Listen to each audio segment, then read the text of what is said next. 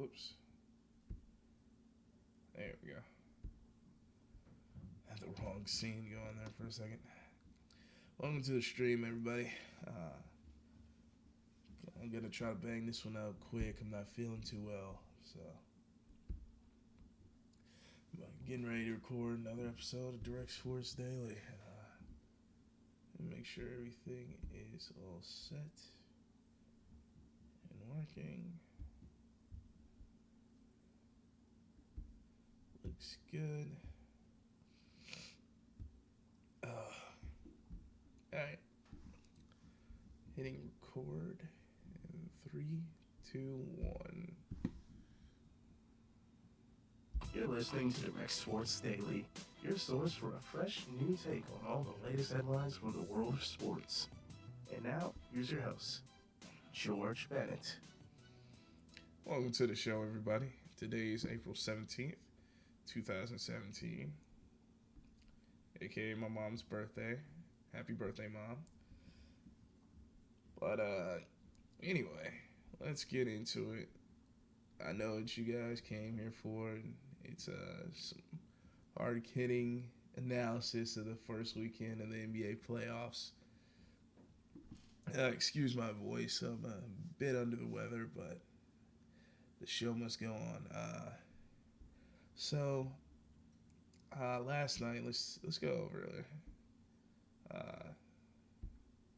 let's go over Saturday night's games first. Starting with the Cavs and the Pacers. Nice close one, much closer than any of us could have predicted. It seems as if the Cavs still haven't fully got it back yet. They appear to be struggling even in the playoffs with their defense. And win this one 109, 108. So one of the highest point totals of the weekend for both teams. But the Cavs defense just doesn't seem to be there. The last play, they played stellar defense, got the ball out of Paul George's hands, when it was clearly they wanted him to just be the guy late in that game. But the Cavs were having none of it.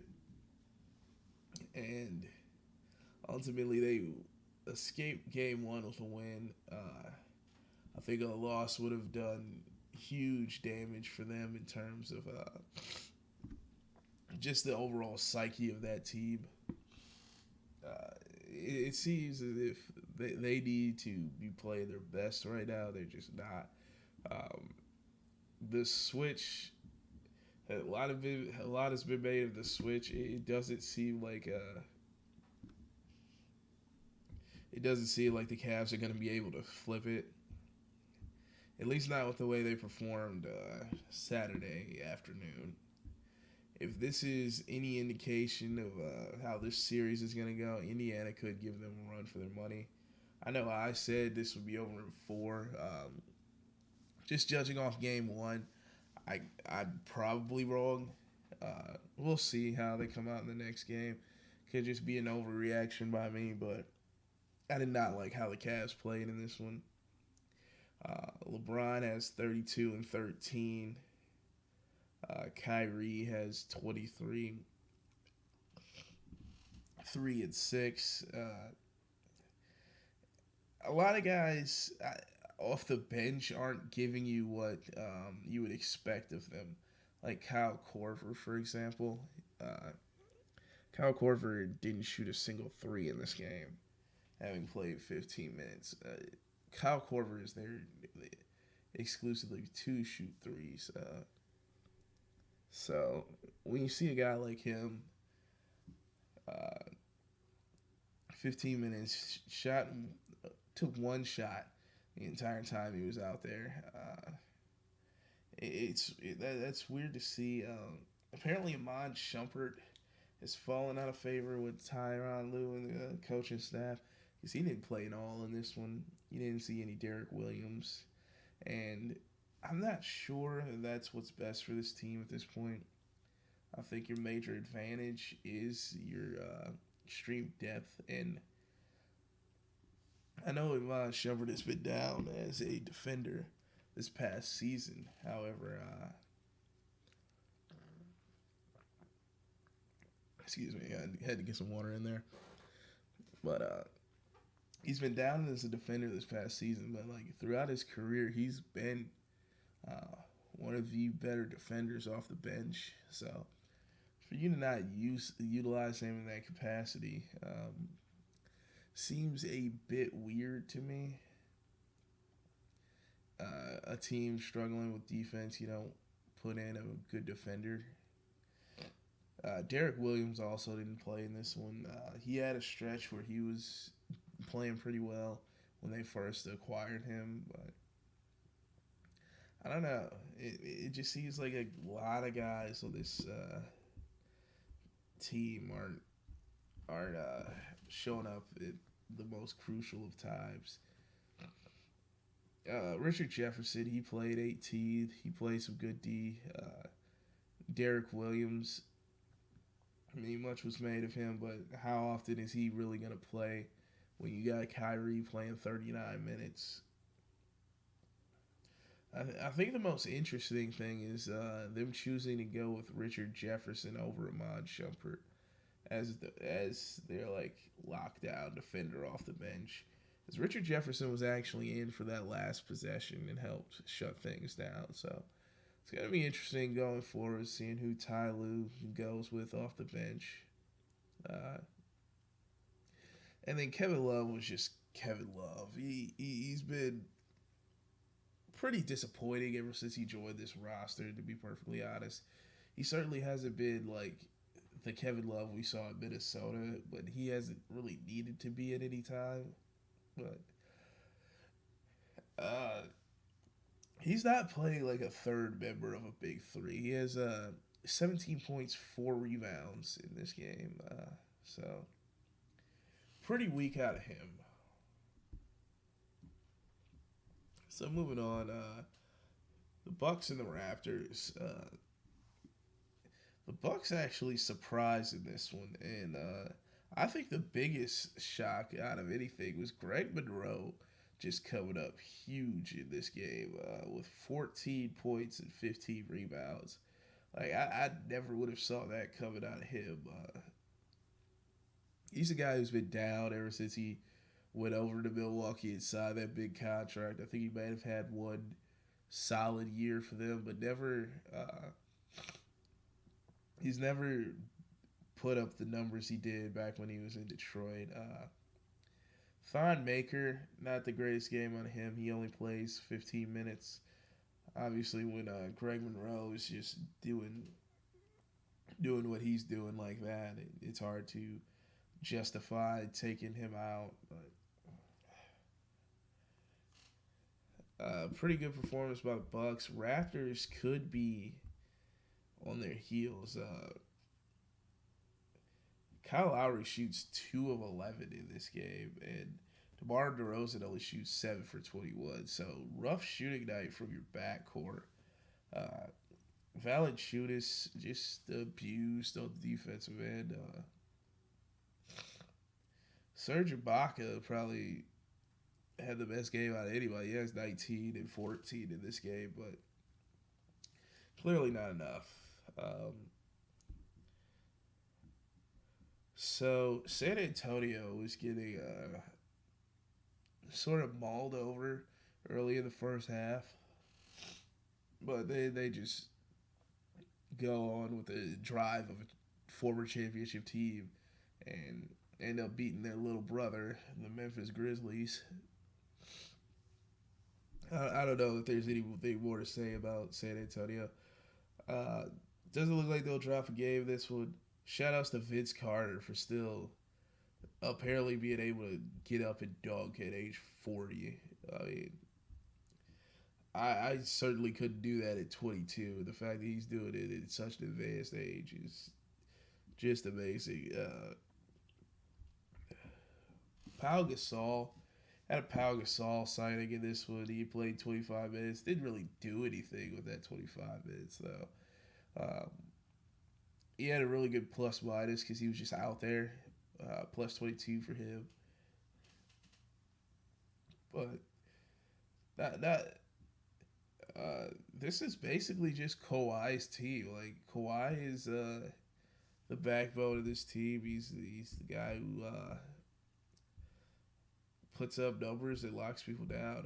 Marc Gasol had just whatever he wanted, pretty much. He had 32, but had zero help at all.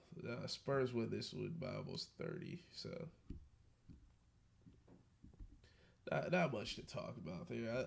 I said the Spurs would probably be in the Western Conference Finals, and I think they're the only legitimate threat to the Warriors in these playoffs. So the Jazz pull off what is, I guess, technically an upset on the road to the Clippers. Like I said, this series is a toss up. Gonna be interested to see what happens. They went by 2 in LA.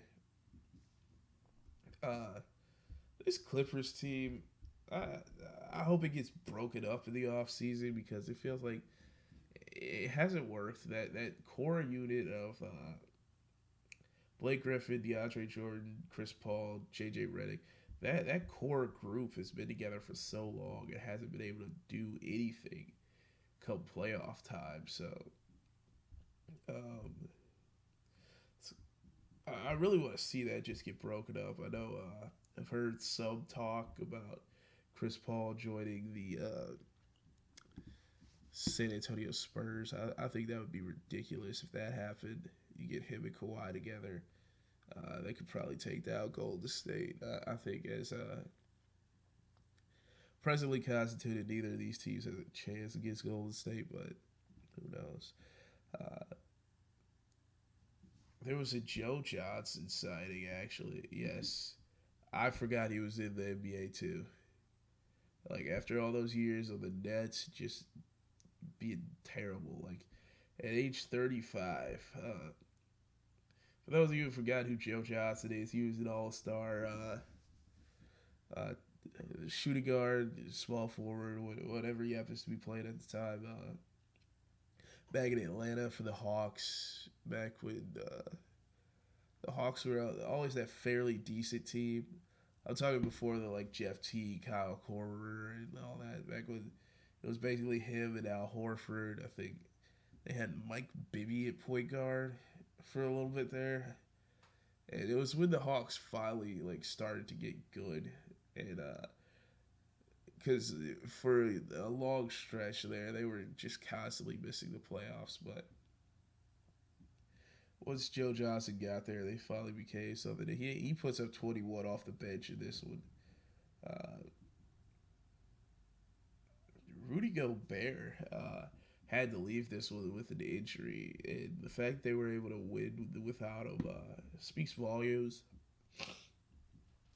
The Jazz are a team, if they're able to re-sign Gordon Hayward, could present a lot of trouble for teams moving forward.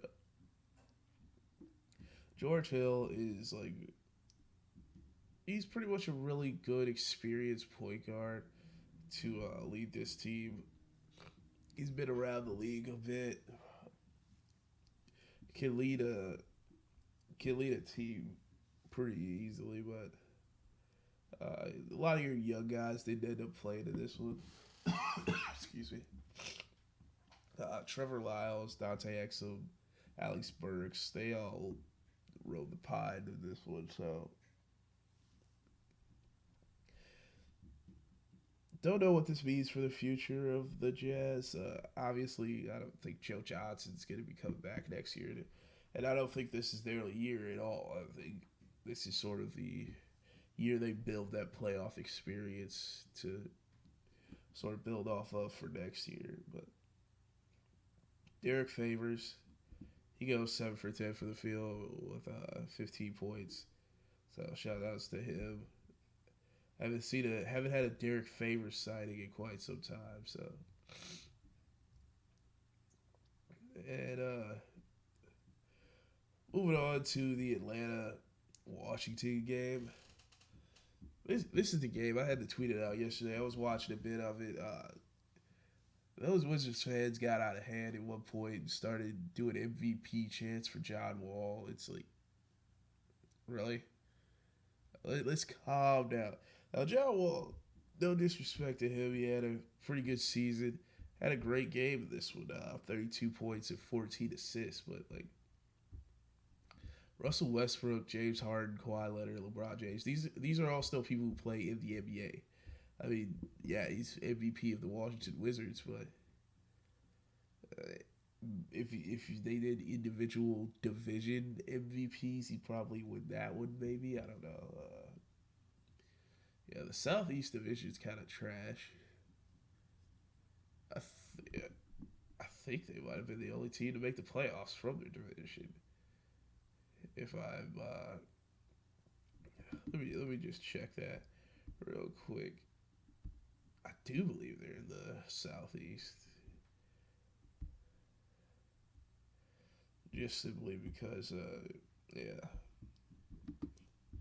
So if this lever scroll down, okay, yeah, like they were the only team to actually make the playoffs in that division, other than Atlanta.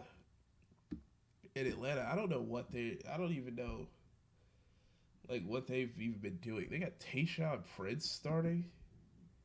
Is that a thing? I don't know. Torian Prince. I'm getting ready to say. But anyway, I often forget the Hawks are even still a team because like they're not really trying to be.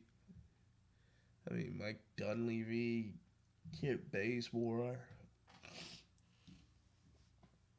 Ursad Ilyasova. These are names I know, but like you're not winning the championship with any of these guys. Tim Hardaway Jr. starting for them nowadays.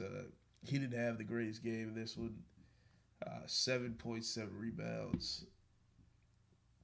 Dwight Howard only putting up 7. It's like, remember back when Dwight Howard was good on the Magic? Yeah, neither do I. I don't remember the 80s that well. But Schroeder is clearly the best player on this team at this point. He's sort of taking this on, but they got to get him some help out there, or just ship him out and start the rebuild. But good job by the Wizards getting it done, unlike Toronto. So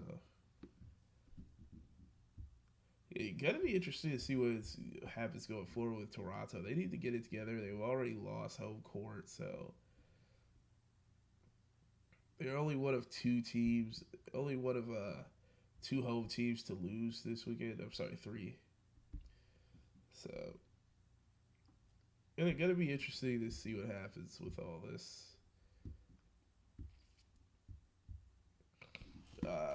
This Trailblazers Golden State Warriors game. I didn't watch it. Like who has time to be watching all these like pointless 1-8 matchups? And we'll get to why I say that in just a moment.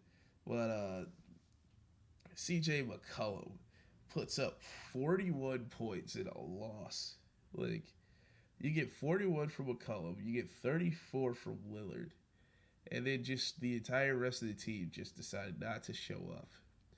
Evan Turner has 12. Harkless has 11, but like Jesus. And Noah Vonleh gets 2 in this one. He would have had 4 if he had just gotten his dunk attempt just absolutely smacked by Draymond Green. If you haven't seen that, you gotta check it out. He goes right at him at the rim, like Draymond Green, just completely risking the poster. Goes all out, just makes probably the block of the season so far. I mean, it's something special. Kevin Durant has 32 in this one. 32 and 10 rebounds. I thought he wouldn't be like back at a top level this quickly. But clearly, I was wrong. If Durant's back and he's at full strength, and he's putting up numbers like this, it's over. There's no even questioning anything anymore. Like Wizards are gonna win the West pretty handily. Like, I'd probably put the under over at about, I'd say 2.5 games lost in the West. Maybe 3.5. I mean, the 3.5, I'd probably take the under. Because I think the only team that has a chance of even winning a game against this team is the Spurs. But yeah, you get an unworldly effort by C.J. McCollum and Damian Lillard, and you lose by 12. So that's life if you're the Portland Trail Blazers. So moving on, 1-8 matchups don't matter. But the Bulls did manage to beat the Celtics last night. I mean, what can you really say about this one? Obviously, Isaiah Thomas grieving the loss of his sister on Saturday. Thoughts and prayers to the entire Isaiah Thomas family. Such a tragedy. His sister was only 22, so whenever someone's taken that young, it stings even more. So you can't really evaluate this game too much because of all of that. What can you really say? I don't know how this is gonna affect things going forward. I think you almost have to throw this out because it was literally the next day afterwards. Yeah, I don't even know what. I feel like I can't really say too much on this one. It just sucks. But clearly the NBA was doing something right. They saved the best for last. Go with OKC and Houston for the last game of the weekend. Watched a good chunk of this one, and much like I predicted, the Rockets are just too much for the Thunder. They win this one by 31. Uh, they just got too many weapons. Russell Westbrook had 9 turnovers in this game to only 7 assists. So you hate to see that by what will probably be the eventual MVP. But what more can you say? Like Houston, just that team is just stacked. James Harden puts up 37, 9 assists, and 11 rebounds. Uh, Ryan Anderson goes 0 for 4 from the 3-point line, and it didn't make a difference at all. Like Houston, like overall, did not shoot the three well at all by any stretch, but they somehow were able to out rebound the Thunder by 15. Like they basically beat the Thunder at their own game. Like uh, they didn't shoot well from three, but they out rebounded. And if Houston can beat you doing that, like you have no chance. Rebounding is probably the biggest issue with the Rockets, and because you have Montrezl Harrell and Ryan Anderson at your fours for the most part. They're guys who like to go out and shoot the three, so they're not closing in on the rim too often. But Ryan Anderson's shot wasn't falling, so he's like, well, I might as well get 12 rebounds. Clint Capella is your only like true like big man that like stays close to the rim. He has 7 rebounds. Patrick Beverly from the point guard position has 10 rebounds. James Harden has 7 rebounds. It's like it was just a whole team effort. And like I said, the shots were not falling from the outside for anybody on this squad. Harden was 3 from 11 from outside. Lou Williams goes 0 for 3. Trevor Ariza goes 0 for 1. Like the three was just not falling for this team. They managed to get it done on the boards, and for you to win when the strongest aspect of your team is taken away from you, just spectacular job by the Rockets in this one. Shout out to Mike D'Antoni. But moving on to the NHL playoffs. Let's see, breaking down the April 15th games. The Senators beat the Bruins. That series is all tied. The Maple Leafs actually beat the Capitals, which surprises me.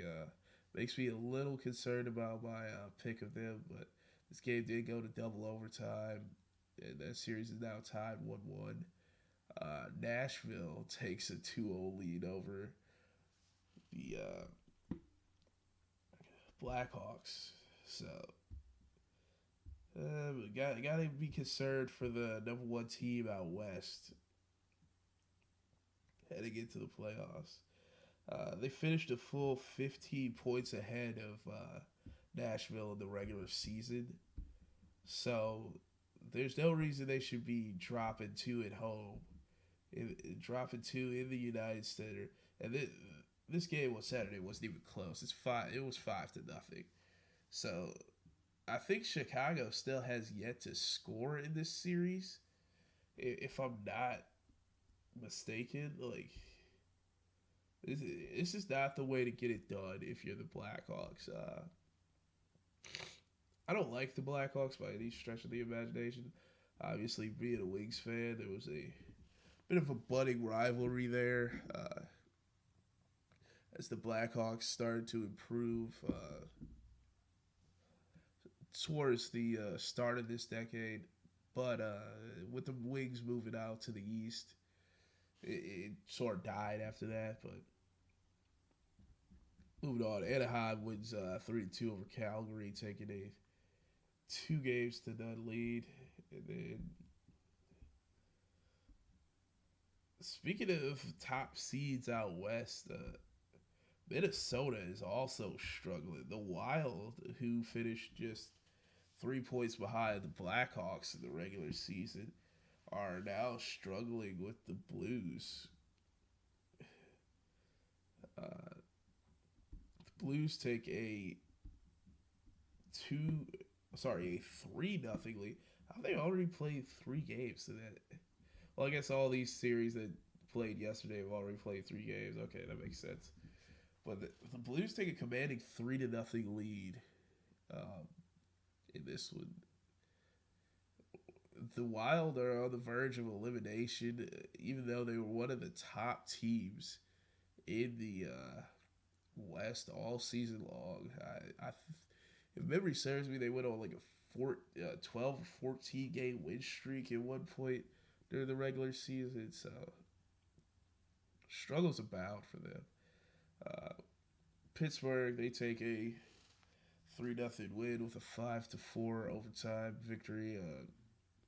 They take a 3-0 lead, so that was probably all but wrapped up. The Oilers, they're up 2-1 on the Sharks, and the Rangers drop another one, so they're down 3-1 to the Canadiens. I'm sorry, they're down 2-1 to the Canadiens. They lost the game 3-1. Sorry, my head's all like congested, and I'm just trying to get through this to a certain extent. I mean, I'm having fun doing it, but it's a lot more fun when I'm not sick. But let's take a quick look at what's going on in Major League Baseball. I always like to just take a quick look at the standings every Monday. Your division leaders in the American League, out east you got Baltimore. In the Central you got Detroit, and in the West you got Houston. It's early again. Way too early to be reading too much into the standings, but we're about almost a tenth of the way done through the season. Yes. We'll probably be there. By next week, we'll be about 12% done with the season. So, okay, moving on to the National League. In the East, the Marlins and Nationals are tied for first. Everybody in that division's like barely over 500 though. Like they lead at 7-5, both of them. In the Central, the Reds lead, and in the West, it's the Rockies who are coming sort of a surprise that they have an early lead. I know they're getting some solid play out of Nolan Arenado. Uh, Down year to start for Carlos Gonzalez, so we'll see if he can pick it back up. The defending champion Chicago Cubs are currently sitting at 500, which their division's not the greatest right now, so that only puts them a game and a half back. Everybody, just looking around the standings of the league, everybody's pretty mediocre. There's not like one team that's dominating. The best record in the league is currently the Orioles at 8-5, but most teams are currently hovering around 500. Somehow the Toronto Blue Jays are just god awful though. Somehow, 12 games in, they're already 6.5 back. So they need to get it together in all kinds of ways. But the Cubs, they're having bullpen troubles. I know some teams aren't. Some teams like that are leading divisions are getting it done with their bullpen. I think that's what's got the Rockies going so well. But it seems like bullpen more than ever. Excuse me. In the past few years, it's just come to the forefront. It doesn't matter how great your offense is or how great your rotation is. It's like by all the metrics in the world, the Red Sox have easily the best rotation in the majors with Sale, Price, and Porcello like leading the way there. But they're just a 7-5 team right now. But when you look at the Cubs right now, they're top 10 in on base percentage, but they're pretty mediocre in everything else. Middle of the road in batting average, towards the bottom in runs scored and slugging percentage. But in terms of team pitching, they're pretty high up. But obviously, that's mostly because of their starters.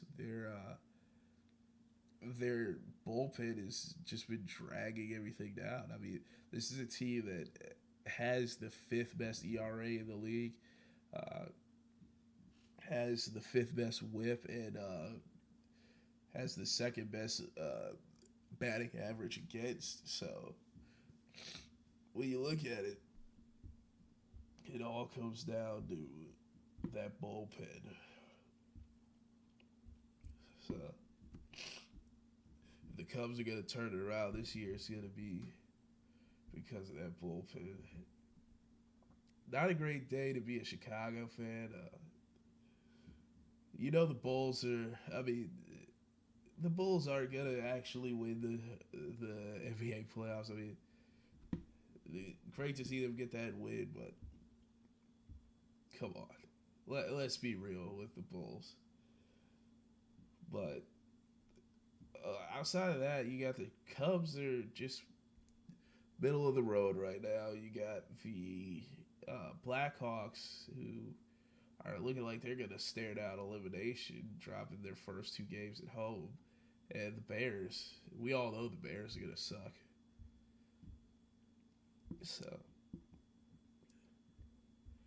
yeah, I said I'd talk a little bit of NFL draft. Looks like Christian McCaffrey has been declining all his private workout requests with teams.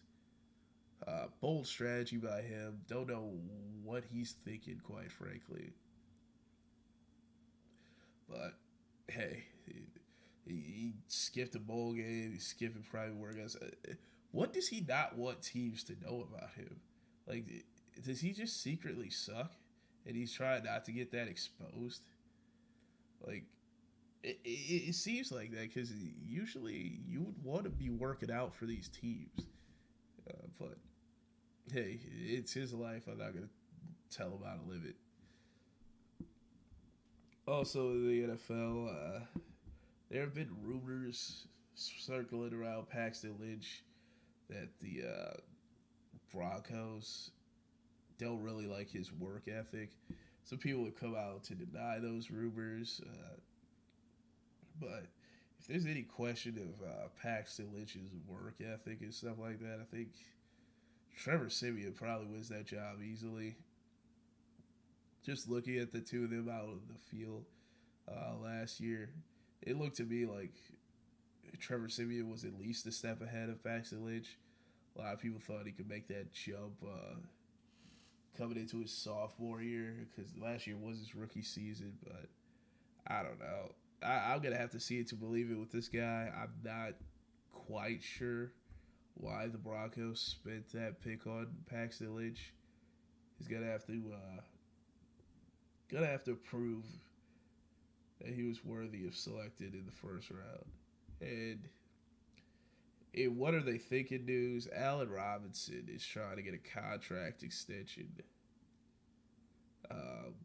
As he's in the final year of his rookie deal.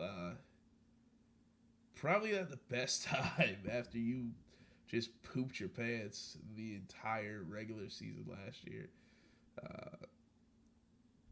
Allen Robinson, the time to do this was last year. Sorry, bro. But contract extension, just the timing of this entire thing is just god awful. But hey, I'm not his agent. But I guess that's gonna about do it for the show. Hopefully I don't sound so congested tomorrow, but my apologies. Thanks to everybody who watched and listened. And I'll see you guys tomorrow with more Direct Sports Daily. This has been another episode of Direct Sports Daily. Thanks for listening, and to keep up with the show, follow us on Twitter at the DSD Podcast. Subscribe to us on iTunes, Google Play, or Stitcher Radio, or visit our website, www.directsportsdaily.com.